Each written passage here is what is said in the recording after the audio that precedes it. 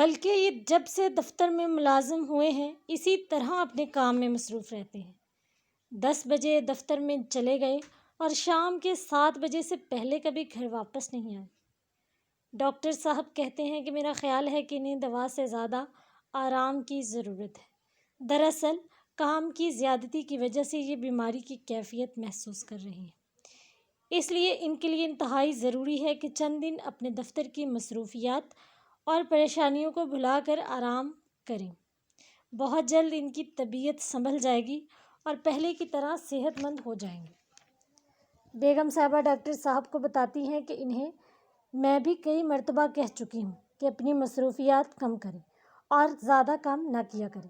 اگر کام کی زیادتی اور مصروفیت کا یہی حال رہا تو خدا نخواستہ صحت جیسی قیمتی نعمت سے محروم ہو جائیں گے، لیکن میری باتوں پر دھیان نہیں دیتے اور ہمیشہ یہی کہتے رہتے ہیں کہ آج کل دفتر میں کام بہت زیادہ ہے اور آرام کے لیے وقت نکالنا ناممکن ہے۔ بچوں، آپ اس میں لکھ سکتے ہیں کہ صحت ایک بہت بڑی نعمت ہے، انسان کو اس نعمت کا خیال رکھنا چاہیے اور اس پر شکر بھی ادا کرنا چاہیے۔ تو تندرستی ہزار نعمت ہے، اگر آپ تندرست رہیں گے تو تبھی اپنے کام کاج بہتر طریقے سے سر انجام دے سکیں گے۔ بچوں، اگلا پیراگراف پیج نمبر 48 پہ ہے اور یہ تقریباً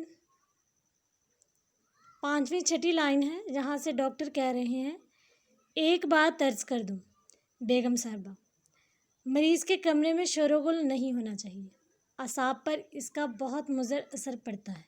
خاموشی اعصاب کو ایک طرح کی تقویت بخشتی ہے۔ بچوں، اس کا سیاق و سباق وہی لکھیں گے۔ حوالہ متن، سبق کا عنوان آرام و سکون، مصنف کا نام امتیاز علی تاج، اور مشکل الفاظ کے معنی عرض کر دوں، کہہ دوں ایک بات، کون سی بات کہی ہے انہوں نے؟ ڈاکٹر نے یہ کہا ہے کہ جب مریض کے کمرے میں شور و غل نہیں ہونا چاہیے۔ شور و غل، ہنگامہ، شور، اعصاب پٹھے، مضر، نقصان دہ، تقویت، طاقت۔ مصنف کہتے ہیں کہ ڈاکٹر صاحب میاں اشفاق صاحب کو آرام کرنے کی ہدایت کرتے ہیں اور کہتے ہیں کہ انہیں دوا سے زیادہ آرام کرنے کی ضرورت ہے، اس لیے انہیں ہر روز آرام و سکون کے لیے وقت نکالنا چاہیے۔ بیگم کہتی ہے کہ میں بھی تو انہیں یہی مشورہ دیتی ہوں۔ ڈاکٹر صاحب بتاتے ہیں کہ اب انہوں نے مجھ سے وعدہ کیا ہے کہ مکمل طور پر میری ہدایات پر عمل کریں گے۔ اس کے بعد ڈاکٹر صاحب جانے کے لیے اجازت مانگتے ہیں تو بیگم صاحبہ ان کا شکریہ ادا کرتی ہیں اور اپنے ملازم کو بلند آواز سے پکارتی ہیں کہ وہ ڈاکٹر صاحب کا بیگ گھر سے باہر گاڑی میں رکھ دے۔ ڈاکٹر صاحب نے بیگم کو اتنی اونچی آواز میں ملازم کو پکارتے ہوئے سنا تو ان سے رہا نہ گیا۔ مجبوراً بیگم صاحبہ سے مخاطب ہو کر کہنے لگے کہ میں آپ سے ایک گزارش کر دوں کہ مریض کے کمرے میں بالکل بھی شور نہیں ہونا چاہیے۔ چونکہ میاں صاحب اعصاب کے مریض ہیں، اس لیے شور و غل ان کا پٹھوں پر برا اثر پڑ سکتا ہے، جبکہ خاموشی سے انسانوں کے پٹھوں پر اچھے اثرات مرتب ہوتے ہیں۔ تو بچوں، ڈاکٹر نے ہدایت کی تھی کہ بیگم صاحبہ سے کہ شوہر کے کمرے میں شور و غل نہیں ہونا چاہیے، لیکن بیگم صاحبہ کو اس کا ذرا برابر بھی اثر نہیں ہوتا۔ اگلا پیراگراف بچوں پیج نمبر اسی پیج پہ ہے، پیج نمبر 48 پر، اور آخری لائن سے ہے، جہاں بیگم کہہ رہی ہے، سکا گھر میں بہرے بستے ہیں کیا؟ سکا پانی پلانے والے کو کہتے ہیں، بہرے جنہیں سنتا نہ ہو، بستے ہیں، رہتے ہیں، جو کم بخت بد نصیب، نامراد۔ اس زور سے کنڈی کھٹکھٹا رہا ہے، کنڈی، دروازہ بجانا، بیل بجانا۔ اللہ مارو کو اتنا خیال بھی نہیں، اللہ مارو یعنی اللہ ان کا برا کرے، اتنا خیال بھی نہیں آتا کہ گھر میں کوئی بیمار پڑا ہے۔ ڈاکٹر نے تاکید کی ہے، تاکید نصیحت کر رکھی ہے کہ شور و غل نہ ہونے پائے، اور اس سے کہو یہی وقت ہے پانی لانے کا، اچھی خاصی دوپہر ہونے کو آئی ہے، کل سے اتنی دیر میں آئے تو نوکری سے الگ کر دوں گی۔ میں نامراد کو 20 مرتبہ کہلا چکی ہوں کہ صبح سویرے ہو جایا کرو، کان پر جوں نہیں رینگتی۔ 20 مرتبہ، بہت دفعہ، کان پر جوں نہ رینگنا، کوئی اثر نہ ہونا۔ بچوں، اس پیراگراف کی تشریح ہے کچھ اس طرح سے کہ مصنف کہتے ہیں کہ ڈاکٹر صاحب نے میاں کو معائنے کے بعد آرام کرنے کا مشورہ دیا کیونکہ انہیں دوا سے زیادہ آرام کی ضرورت تھی۔ ڈاکٹر صاحب بیگم کو ہدایت کرتے ہیں کہ مریض کے کمرے میں شور و غل نہیں ہونا چاہیے کیونکہ شور و غل سے انسانی پٹھے کمزور ہو جاتے ہیں۔ ڈاکٹر صاحب ہدایت دے کر روانہ ہو جاتے ہیں، لیکن بیگم گفتگو کا سلسلہ جاری رکھتی ہے۔ وہ اپنے شوہر کو سونے کا کہتی ہے۔ چند لمحوں کے بعد اچانک دروازے پر دستک ہوتی ہے۔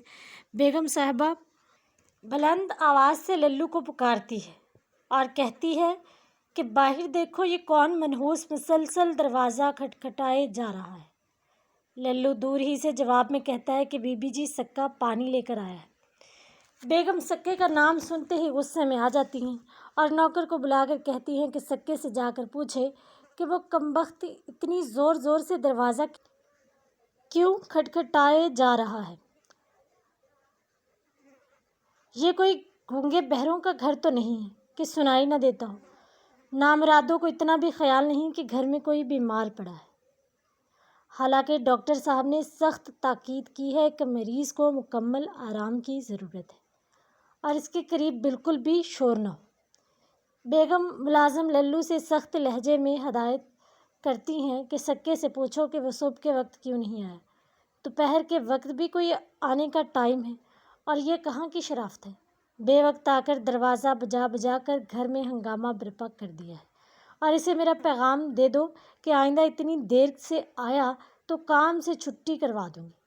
میں اس نامراد کو کئی مرتبہ یاد دہانی کرا چکی ہوں کہ صبح سویرے پانی دے جایا کرو کیونکہ پانی کے استعمال والے سارے کام صبح کے وقت ہی ہوتے ہیں۔ یہ ڈھیٹ کہیں کا دوپہر کے وقت منہ اٹھا کر چلا آتا ہے اور اس پر ذرا برابر بھی اثر نہیں ہوتا۔ بچے اس میں مصنف صرف بیگم کی آواز اور ان کی شور کرنے کی عادت کو بیان کرنا چاہ رہے ہیں، تو آپ کریں گے کہ مریض کا خیال رکھنا چاہیے ایسے کہ اس کے سامنے شور و غل نہیں کرنا چاہیے۔ بچوں اگلا پیراگراف پیج نمبر 49 پہ ہی ہے۔ یہ دیکھو، یہاں انگیٹھی پر رکھی ہے، آپ بتائیں، آپ آ گئی یہاں۔ پاؤں تھے اس کے کیا؟ یہ سب حرکتیں اس للو کی ہیں۔ کمبخت نے قسم کھا رکھی ہے کہ کوئی چیز ٹھکانے پر نہیں رہنے دے گا۔ اللہ جانے یہ نامراد میری چیزوں کو ہاتھ لگاتا کیوں ہے۔ للو، ارے للو۔ بچوں حوالہ متن اس کا وہی ہے۔ سبق کا عنوان آرام و سکون۔ مصنف کا نام امتیاز علی تاج۔ مشکل الفاظ کے معنی انگیٹھی جس میں آگ جلا کر رکھتے ہیں، ٹھیک ہے۔ آپ سے آپ یعنی خود بخود، حرکتیں یہ کام، کم بخت کم نصیب والا، قسم کھا رکھی ہے یعنی پکا ارادہ کر لیا ہے، ٹھکانے پر نہیں رہنے دے گا، اپنی جگہ پر نہیں رہنے دے گا، نامراد، بدقسمت، نالائق۔ بچوں اس پیراگراف میں مصنف بتاتے ہیں کہ بیگم صاحبہ اپنے بیمار شوہر کے کمرے میں ہیں اور اسی کمرے میں کھڑے کھڑے اونچی آواز میں معاشقی کو ڈانٹنا شروع کر دیتی ہیں۔ حالانکہ ڈاکٹر صاحب نے سخت تاکید کی تھی کہ مریض کے کمرے میں شور نہیں ہونا چاہیے۔ بیگم بلند آواز میں ڈانٹ ڈپٹ سے شوہر کو تنگ کرتی ہے اور انہیں شوہر کہتا ہے کہ مجھے معاف کرو۔ بیگم کہتی ہے کہ کیوں معاف کر دوں، انہیں ذرا سی ڈھیل دے دو تو یہ سر پر ہی چڑھ جاتے ہیں۔ دراصل بیگم اپنے شوہر کے کمرے میں گھنٹی تلاش کر رہی تھی تاکہ میاں کو کسی چیز کی ضرورت پڑے تو انہیں بلا سکے۔ اچانک بیگم کی نظر انگیٹھی پر پڑتی ہے جس پر گھنٹی رکھی ہوتی ہے۔ بیگم کمرے میں ہنگامہ برپا کر دیتی ہے اور شوہر سے کہنے لگتی ہے کہ یہ دیکھو، گھنٹی کہاں رکھی ہے، آپ خود ہی غور کریں، یہ گھنٹی خود بخود یہاں پہنچ گئی؟ کیا اس کے پاؤں تھے جن کے ذریعے سے یہ یہاں چل کر آ گئی؟ میں نے یہ میز پر رکھی تھی۔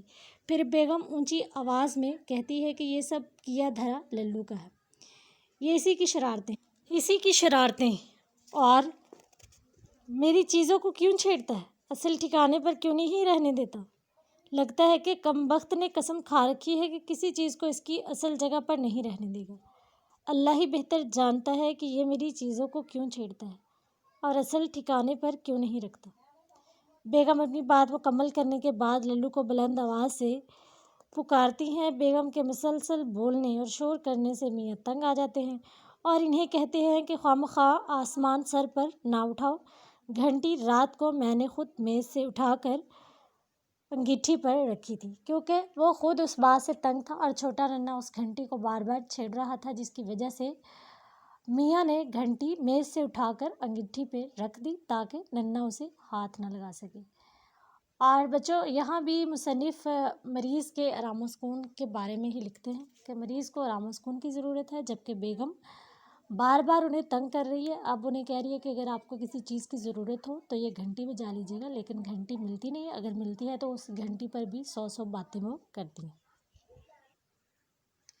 ڈیئر اسٹوڈنٹس، اس سبق میں سے اگر کوئی بھی پیراگراف آتا ہے آپ لوگوں نے مصنف کے بارے میں لازمی طور پر لکھنا ہے، اور آپ لوگوں نے عیادت مریض کے بارے میں بھی لکھنا ہے۔ ہمارے ہاں اکثر لوگ جو ہے مریض کا پتہ کرنے جاتے ہیں، لیکن مریض کو آرام کی ضرورت ہوتی ہے اور اس سے اتنی باتیں کی جاتی ہیں، اور ایسی باتیں بھی یہاں پہ لوگ کرتے ہیں کہ مریض کی بہت حوصلہ شکنی ہوتی ہے اور وہ اپنی بیماری کے خلاف لڑنے کی قوت مدافعت اپنے اندر پیدا ہی نہیں کر پاتا، کیونکہ وہ باتیں اس طرح کی ہوتی ہے کہ فلاں کو اس طرح کا مرض تھا اور وہ بھی اسی مرض سے مر گیا ہے، اور یہ وہ سارا کچھ۔